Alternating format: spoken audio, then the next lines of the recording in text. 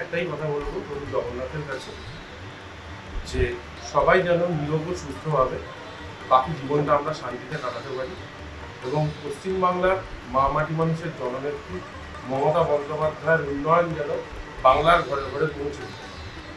এটুকুই বলবো। আজকে 21শে জুলাই উপলক্ষে আমাদের সব ব্লক টাউনে দেয়াল লিখন শুরু হয়ে গেছে।